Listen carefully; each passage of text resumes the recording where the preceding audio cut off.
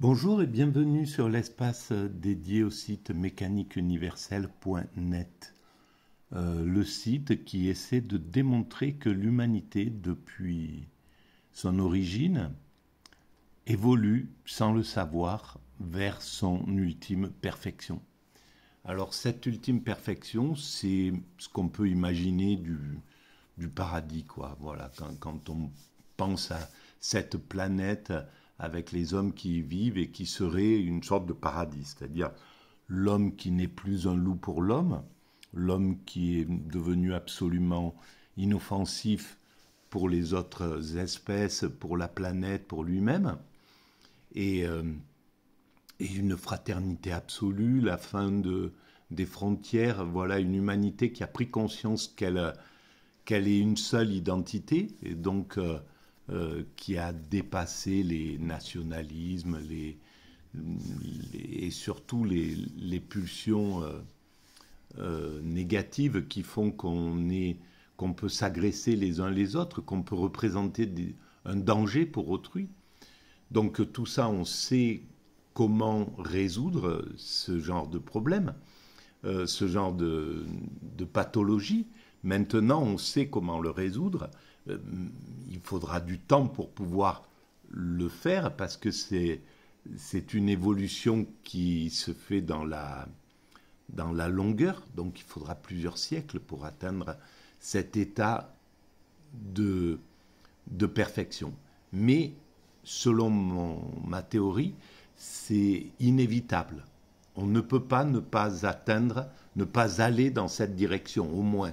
On est obligé d'aller vers de rechercher tout le temps à perfectionner la maîtrise du comportement, la maîtrise de l'environnement, et de façon écologique maintenant, et la maîtrise du questionnement, c'est-à-dire répondre à nos questions métaphysiques. D'où venons-nous? Qu'est-ce qui a créé cet univers? Pourquoi il y a quelque chose plutôt que rien, etc. Donc, toute cette réflexion, dans quelques siècles, je pense, 5-6 siècles peut-être, davantage, je ne sais pas,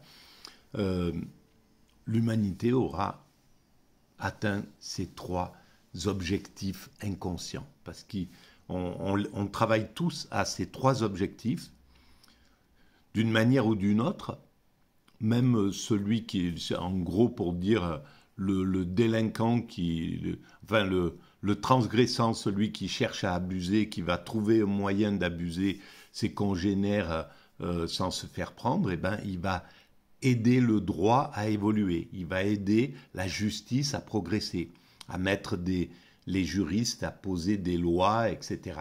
Et c'est ce travail conjoint entre le délinquant, entre le transgressant et le juriste qui fait que le code pénal maintenant est aussi riche et fourni que ce qu'il est.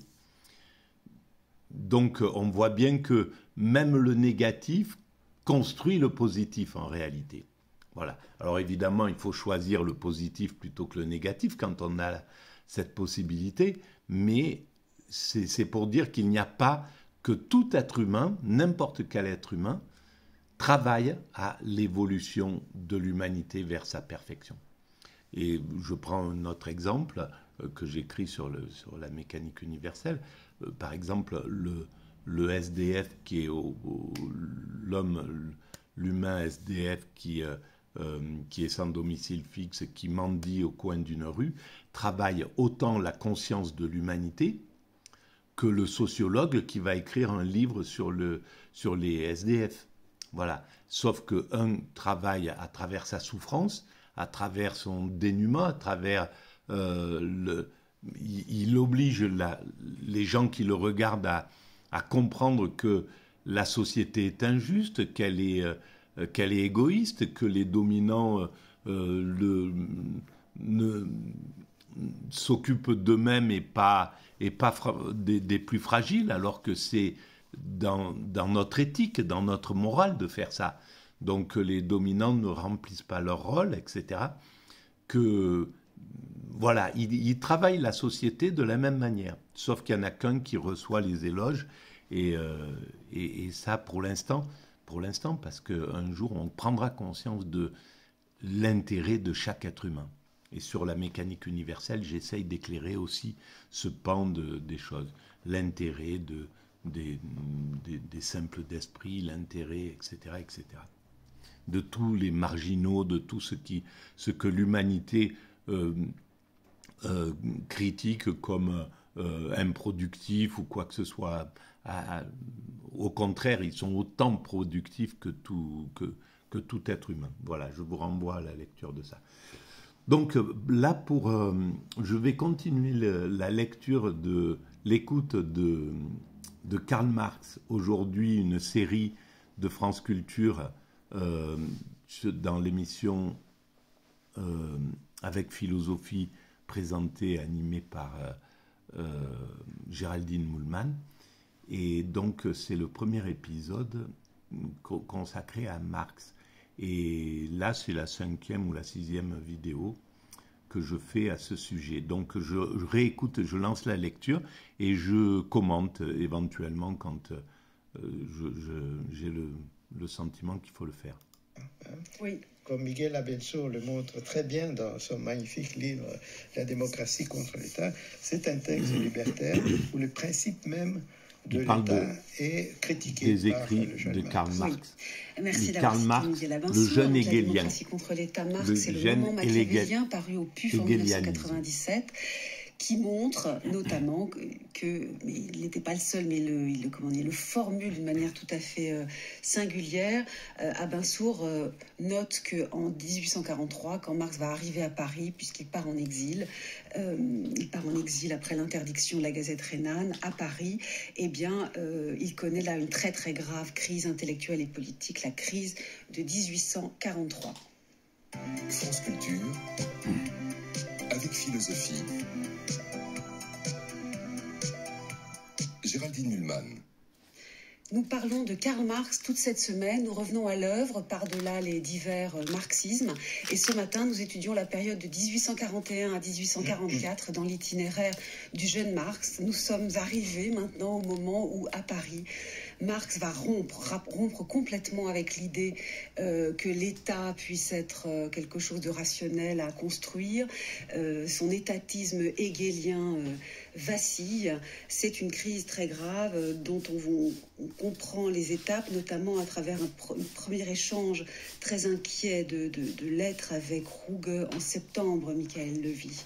Il parle là des luttes concrètes. Il craint que malgré la bonne volonté des jeunes hegeliens, il soit très difficile de parler des luttes concrètes. Il y a une inquiétude et même déjà l'impression que le jeune hegelianisme est une impasse.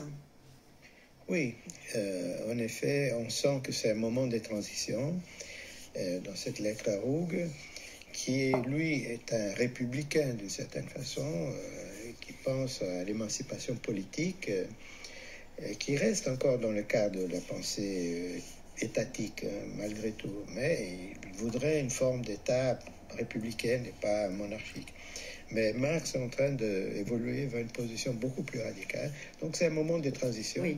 Où il dialogue avec Ruge, mais bientôt il va rompre avec Ruge. Alors ils sont quand même ensemble à Paris, un moment, tous les deux rue Vaneau. C'est là que Ruge va installer l'imprimerie de ses annales franco-allemandes. Il faut dire que la rue Vaneau, aujourd'hui dans le 7e arrondissement, n'était pas du tout chic à l'époque. Marx s'installe au 38. Il y a son premier enfant. Je souligne au passage qu'il n'y a ni plaque, ni par terre, ni sur les meubles, alors que la rue Vaneau, bon voilà, il y a quand même vécu un bon moment. Il n'y en a pas non plus au 89 rue du Bac où Flora Tristan était là et on sait qu'ils se sont vus beaucoup. Qu'est-ce qu'il nous prépare justement dans les annales franco-allemandes de Ruge en 1844, au printemps? Pauline Clochet, qui prépare 2 textes qui sont des textes de rupture. Pouvez-vous nous les présenter, s'il vous plaît? Tout à fait. Alors, il écrit 2 articles, en plus des lettres dont vous venez de parler, qui sont rassemblées par Ruge, un peu réécrites par Ruge dans une correspondance. Il y a aussi des lettres de Ruge, de Bakunin, de Feuerbach, mais il y a 2 articles à proprement parler seulement de Marx, qui sont Premièrement, la contribution à la critique de la philosophie hegelienne du droit, et deuxièmement, sur la question juive, qui, comme son titre l'indique, est une recension. C'est une recension de texte de Bruno Bauer sur la question de l'émancipation civile des Juifs en Allemagne. On va laisser peut-être, je le dis juste pour nos auditeurs, sur la question juive, c'est une réponse à Bauer qui permet d'analyser la question de l'État. Est-ce que ça a du sens de donner des droits ? Marx fait une critique là des droits formels. C'est un texte qu'on va laisser de côté. Sa fin aussi est un peu problématique. On a du mal à la lire. Enfin, c'est un texte qui mériterait en soi toute une émission. On va surtout parler de la contribution à la critique de la philosophie du droit de Hegel. Que dit Marx dans ce texte, Pauline Clochec ? En gros, ce texte, il est important parce que il se situe dans la problématique qui était déjà celle de Marx quand il était libéral, c'est-à-dire la problématique de l'autonomie de la société civile. Cependant, la réponse que donne Marx à cette problématique n'est absolument plus une réponse libérale, c'est une réponse qui consiste à penser que la manière dont une société civile peut s'auto-organiser, c'est par le travail, oui. Mais que le travail dans la société actuelle se trouve aliéné par la propriété privée, que pour cela, que pour émanciper le travail et donc rendre possible une auto-organisation sociale, est nécessaire en Allemagne, car c'est l'Allemagne et l'espace germanique qui est alors son cadre de référence, est nécessaire une révolution qui ne soit plus la révolution politique, un changement de constitution à la manière de la Révolution française, mais une révolution sociale, économique, qui aboutisse à l'abolition de la propriété privée et à l'organisation du travail, et dont le porteur serait quelqu'un qui fait alors son apparition sous la plume de Marx, qui est la classe, qui est le prolétariat. Alors c'est là où c'est vraiment intéressant, parce que, enfin, tout est intéressant dans cette émission, c'est une façon de parler. Apparemment, Marx, le jeune hegelianisme, était pour un libéralisme, pour libérer il pensait que la liberté allait pouvoir émanciper l'humanité. Et en fait, peut-être que là, il se rend compte que le libéralisme, il est pris en main par le capitalisme, en somme, par les dominants, par le pouvoir, par le patronat, etc. Et donc, il faut qu'il trouve une voie pour pouvoir émanciper quand même l'humanité. Parce que là, les chaînes sont encore, et on le voit là, on est en plein néolibéralisme, excès de libéralisme ou ultralibéralisme, peu importe comment on l'appelle. Et on voit à quel point le monde ouvrier, quand les libéraux ont atteint un état de toute puissance, où ils ont neutralisé tous les contre-pouvoirs, on voit qu'ils ravagent tous les acquis. Ils ne peuvent faire que rendre malheureux la classe ouvrière, le prolétariat en somme, ce dont parle Hegel. Et donc c'est bien à partir de l'évolution du social, c'est-à-dire que là on rentre dans l'idée qu'il y a une lutte, qu'on ne peut pas, par la conscience, arriver à éveiller l'esprit des dominants. Les dominants, ils ont une mécanique et quand ils ont quand ils ont un contre-pouvoir, ils se comportent d'une certaine façon, correctement. C'était le cas du capitalisme quand il avait en face de lui le communisme. Pour éviter de donner du carburant au communisme, le capitalisme était obligé de devenir social, d'être le plus social possible, parce qu'en face, le communisme en donnait beaucoup de social, mais il ne donnait pas de liberté par contre, ou très peu de liberté. Et donc le communisme lui-même devait donner des libertés, un minimum de liberté pour pouvoir pour ne pas envoyer de carburant au capitalisme de l'autre côté. Donc là, il se comportait très bien, mais dès qu'il a réussi à faire tomber le communisme, le capitalisme est devenu tout puissant. Et on voit, c'est les 40 dernières années, là, depuis les années 80, 90, on va dire, on voit à quel point on est... il vendange tous les acquis sociaux, il maltraite les ouvriers, il met du stress de partout pour pouvoir abuser le peuple pour faire des acheteurs compulsifs. Bref, voilà, il est dans une mécanique où il ne réfléchit pas, il est juste dans le désir de s'enrichir, le désir de grossir, le désir d'accumuler, etc., d'avoir de plus en plus de pouvoir. Voilà, il est sur les pulsions en réalité. Et donc, c'était très bien vu par Michael, Marx, on va lire bien sûr un extrait, mais avant, je voudrais vous préciser cette histoire de révolution qui ne doit pas être que politique. Il dit notamment qu'il faudrait une révolution qui, contrairement aux révolutions politiques habituelles, ne laisse plus subsister les piliers de la maison. C'est une expression de Marx dans ce texte.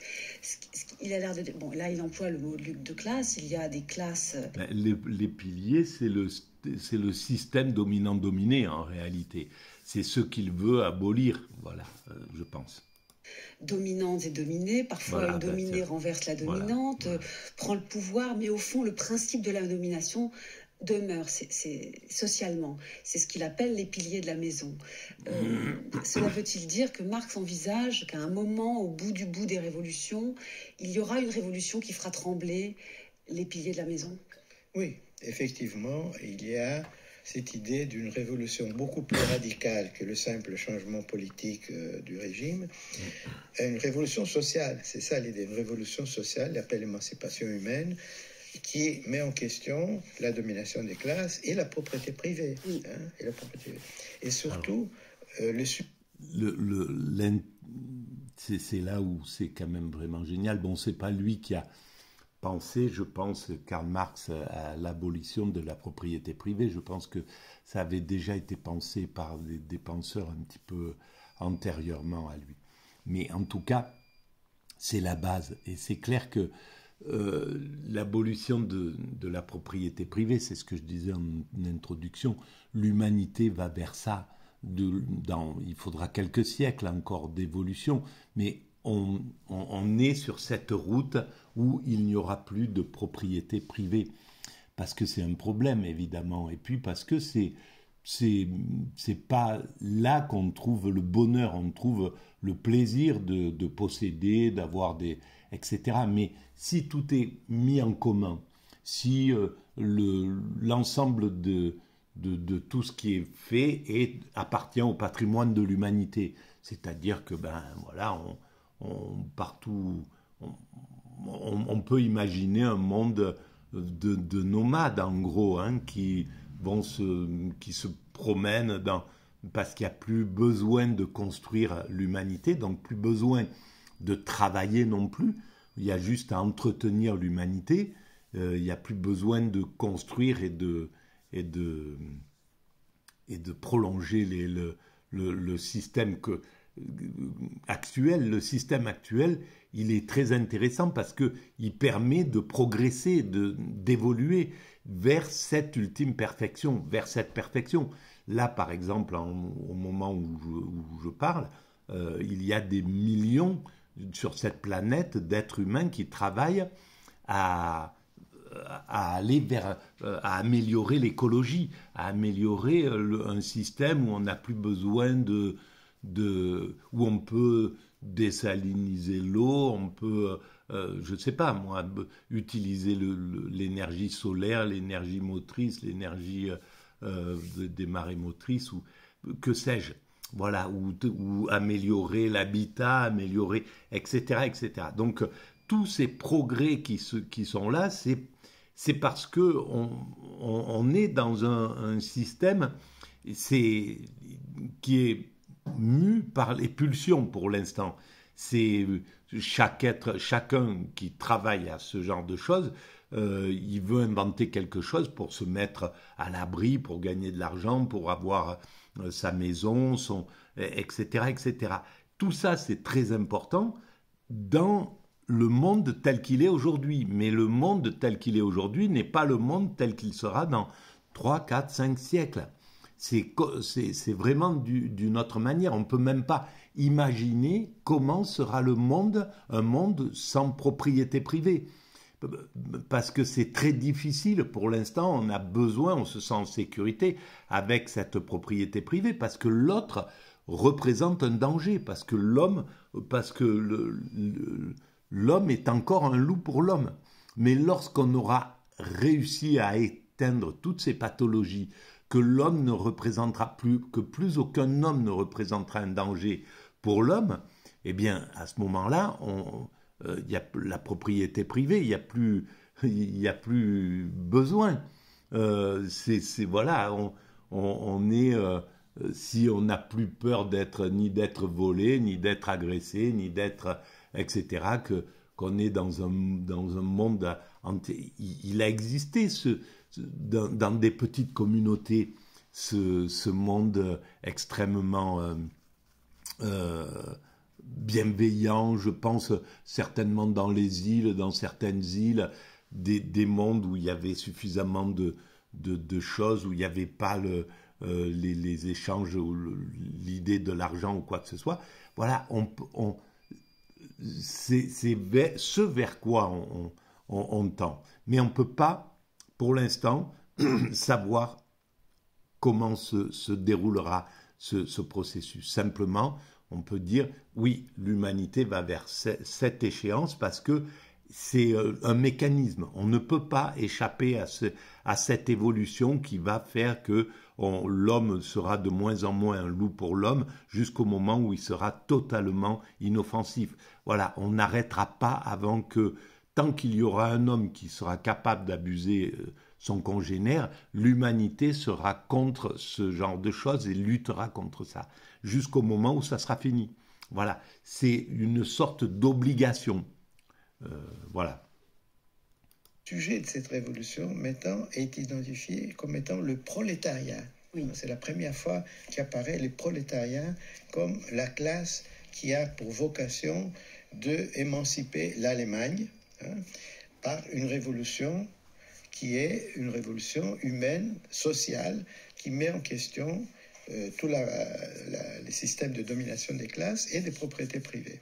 C'est ce qui va faire que le patronat, évidemment, mais c'est juste une logique, hein, il ne veut pas être renversé, il veut garder la domination, parce qu'il n'a pas encore compris que le bonheur que c'est d'être dans le partage, de sortir du système dominant-dominé, tant que la conscience humaine n'a pas pris conscience que c'est plus agréable de vivre dans un système hors dominant-dominé, c'est-à-dire d'accéder au bonheur, le système dominant-dominé, c'est l'accession au plaisir.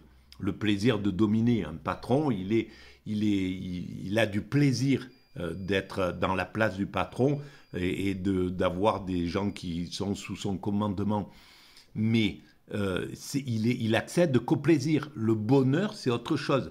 S'il était dans un système de partage absolu, il pourrait atteindre l'idée du bonheur. Mais il n'atteint pas le bonheur dans le système dominant-dominé.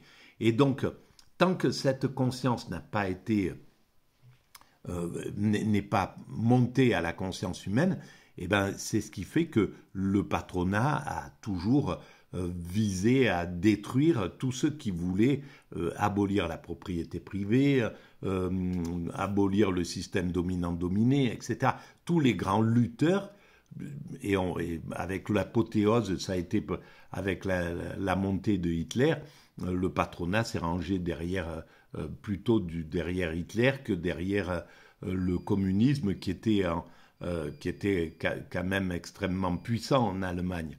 Et ben, par peur du communisme, le patronat a plutôt préféré, et c'est ce qu'il est en train de faire, de la même manière actuellement avec, en France par exemple, en préférant l'extrême droite par peur de l'extrême gauche. Voilà, c'est quelque chose de très instinctif. C'est même pas un Bolloré, il est pas dans un état de conscience. Il est dans un état de pulsion. Il est contre le communisme et aujourd'hui, ça serait plutôt le côté LFI. Les propositions de LFI lui font tellement peur qu'il préfère aller soutenir l'extrême droite qui est beaucoup plus proche de ses idées que LFI, par exemple. Voilà. Bon, je vais arrêter là pour cette vidéo. Et je vais juste écouter voilà jusqu'à la fin de sa parole. Disons la radicalité. Il faut dire que Marx est là devenu Marx. Il a rompu avec ses copains. Michael Lowy. Pas d'accord. Vous ne diriez pas il est toujours Marx, mais il n'est pas encore marxiste. Comme vous savez, certains pensent qu'il ne l'est jamais vraiment. Je vais essayer de montrer qu'il reste un jeune hegelien. Mais il a découvert le prolétariat. Ça, c'est un changement fondamental.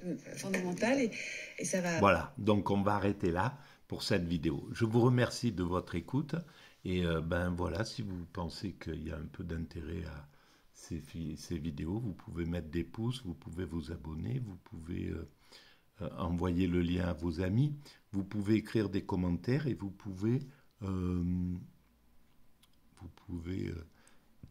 aller visiter le site mécaniqueuniverselle.net. Merci, au revoir.